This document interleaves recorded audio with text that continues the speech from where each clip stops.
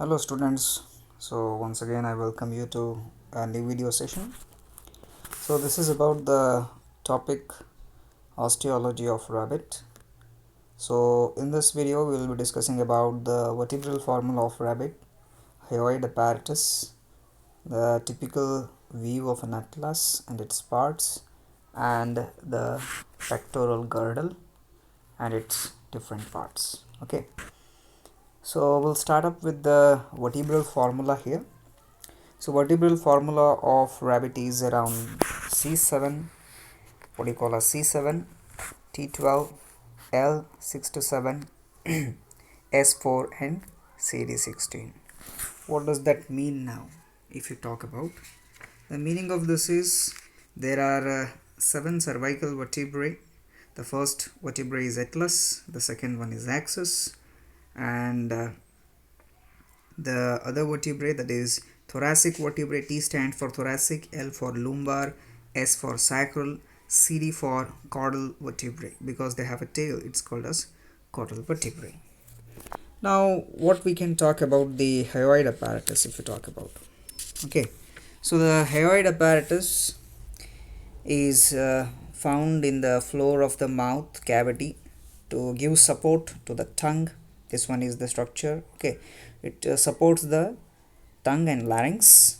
So the body of the hyoid structure is called as basial, is a small plate transverse between the mandibles, bearing an anterior and posterior cornua, right? So this is anterior cornua and this is the posterior cornua. Now if you talk about each anterior cornua is made up of a series of 4 short rod-like structures called ceratohal, epihal, stylohal and tympanohal. So these all structures generally fuses with tympanic and periotic bones, and they form they may be absent from prepared specimens, but in a natural what do you call as a skull they are present. And the rod like structure, the posterior part of cornua, is called as thyrohal or posterior cornua, right? So this is the diagram of the hyoid apparatus and its external appearance and its explanation. Continuing with the next part, that is atlas. So this is the structure of a dorsal view of atlas. So it generally consists of a neural spine, neural arch, vertebral canal, transverse process, facet for odontoid process, facet for articular process on axis, and neural canal. So atlas generally is the first vertebrae in the first cervical vertebrae.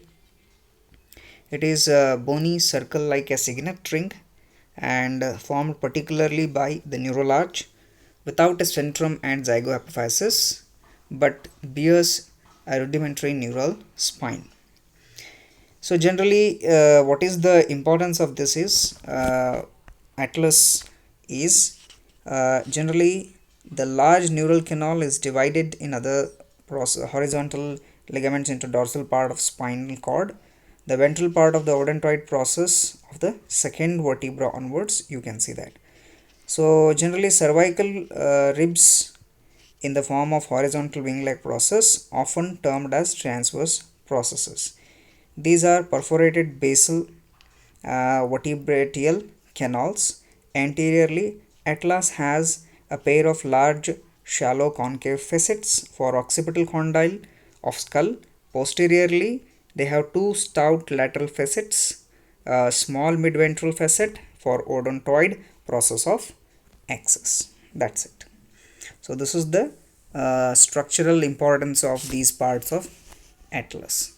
Now coming to important topic of the today's discussion, that is scapula, or what you call as the pectoral girdle of rabbit. So pectoral girdle of rabbit, if you talk about, it's a important process now. Generally pectoral girdle consists of a structure called clavicle, a small bone, which is also called as a collarbone, but a large replacing bone called shoulder blade or scapulocoracoid structure. Generally, it is having the process called glenoid cavity. Okay, this one is glenoid cavity. So glenoid cavity is the structure where head of the humerus is articulating. So this is the region where the first bone of the hand joins, called as glenoid cavity. Glenoid cavity is small hook like what you call as coracoid process is present here. This is the coracoid process, and the vestigial coracoid bone is also present. The outer surface of the scapula is divided by a prominent vertical ridge of structure called as spine, right? Then into anterior dorsal and posterior ventral portions, there are two parts of the spine: acromion process and metacromion process. Okay, this is the what you call as this structure is the metacromion process, and this is the acromion process. Acromion and metacromion processes. The dorsal or the vertebral edge of scapula is made up of thin strip of cartilage called suprascapula. Now this region is called as the suprascapula. The clavicle is a slender structure, generally slightly curved bony rod, but its one end articulates with the manubrium of sternum, while the other with the acromion process of the scapula. So clavicle joins here in the what you call as acromion process. Okay, so acromion process is the region where clavicle joins. Clavicle is a collarbone, commonly called as collarbone, and glenoid cavity, this region. Glenoid cavity is the structure where generally the first part of hand, first bone of hand, that is humerus, generally joins there. It forms the articulating structure. So this video is regarding the important terminologies and the diagrammatic representation of three things: hyoid apparatus, then the first vertebrae of rabbit, vertebral formula, and the pectoral girdle.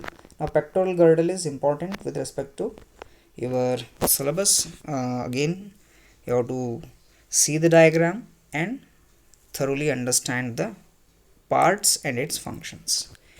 Thank you. We'll continue with the next video with the pelvic girdle.